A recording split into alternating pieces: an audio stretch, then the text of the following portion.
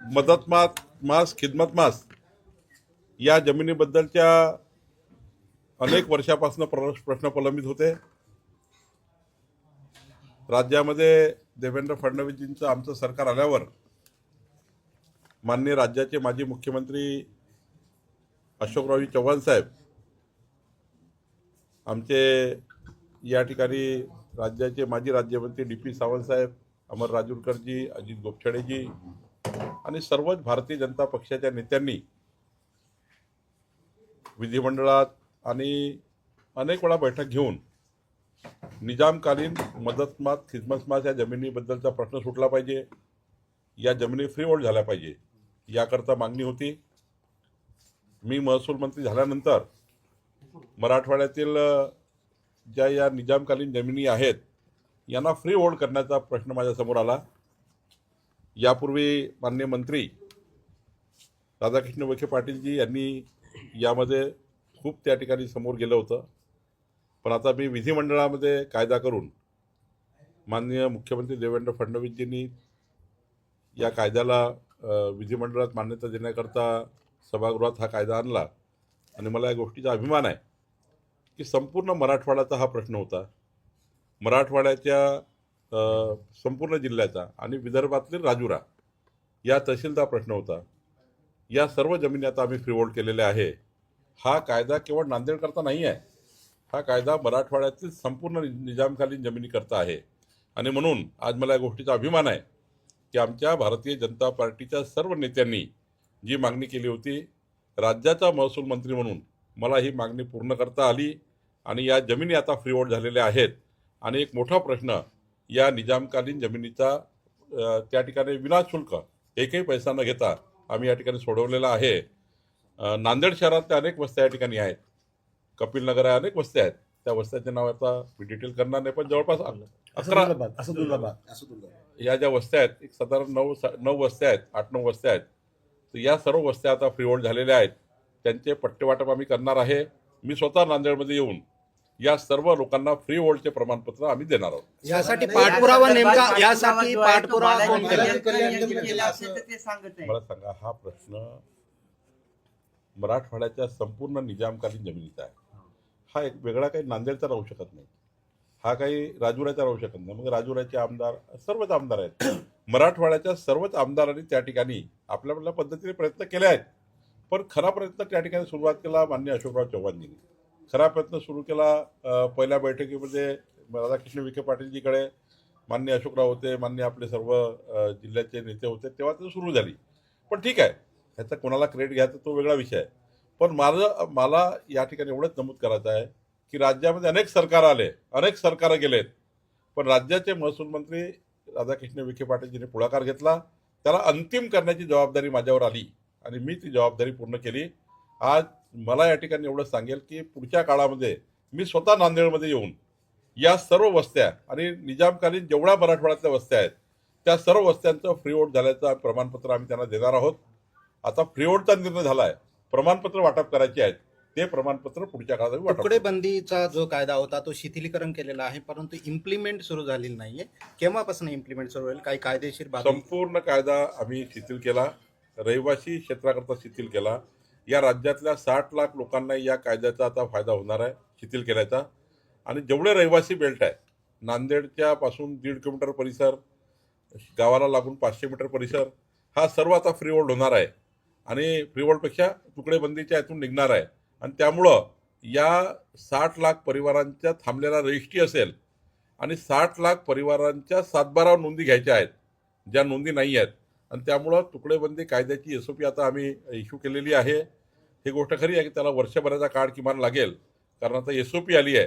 कसे 7/12 एंट्री घ्यायची, कशी रजिस्ट्रेशन करायचं, ज्याची रजिस्ट्री झाली त्यांची 7/12 एंट्री घेणे, ज्यांची रजिस्ट्रेशन झालं नाही त्यांचं रजिस्ट्रेशन करून देणे, हे सुद्धा याच्या ठिकाणी आम्ही काम करणार आहोत.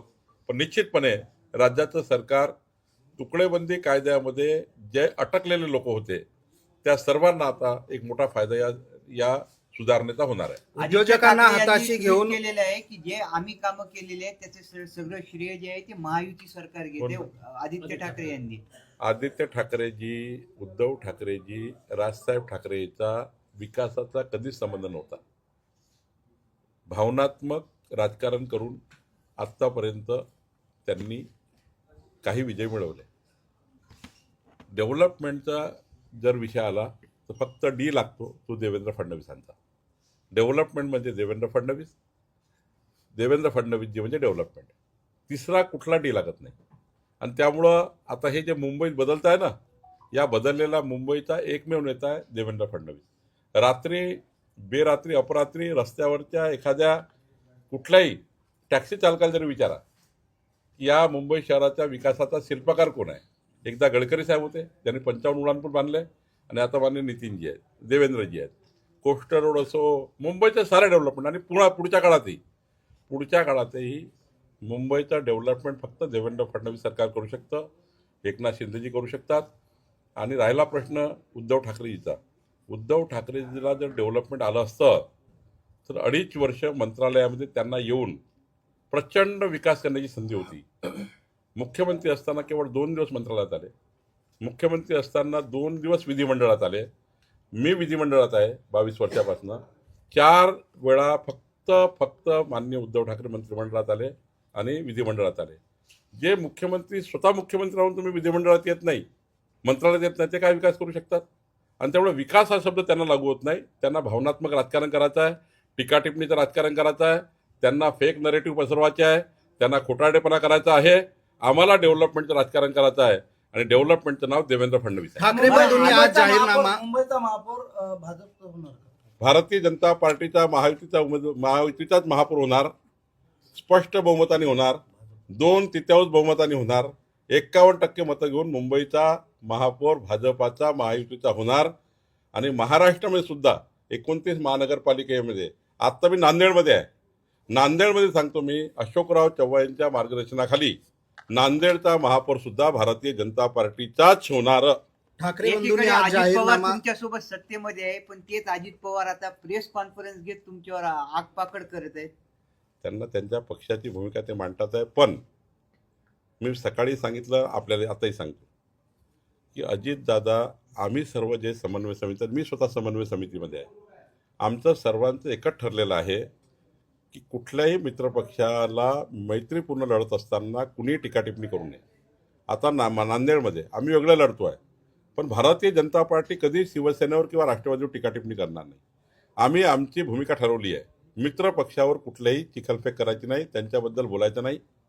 त्यांनी भूमिका स्वीकारली आहे की बोलायचं नाही. पण मला वाटतं अजितदादा जे काही बोलले आहे तसं त्यांनी बोलायला नको पाहिजे होतं, पण बोलले आहे. आम्ही काही त्याचं उत्तर देणार नाही. पण अजितदादाला माझी विनंती आहे की आपण सर्वांनी म्हणून ठरवलेलं आहे की मैत्रीपूर्ण लढताना राज्यामध्ये महायुतीमध्ये मतभेद आणि मनभेद होणार नाही. अशी कुठलीही कृती कुणी करायची नाही. ती कृती आम्ही करणार नाही, त्यांनी करू नये. ठाकरे बंधूंनी आज चव्हाण जाहीरनामा, म्हणाले होते की मी मुख्यमंत्र्यांना सांगितलं होतं अजितदादांना घेऊ नका म्हणून. माननीय चव्हाण साहेब आमच्या राज्याचे अध्यक्ष आहे. ते मुख्यमंत्री त्यांनी काय चर्चा केली असेल ते मान्य रवींद्र चव्हाणजींनी आपल्याला सांगितलं आहे.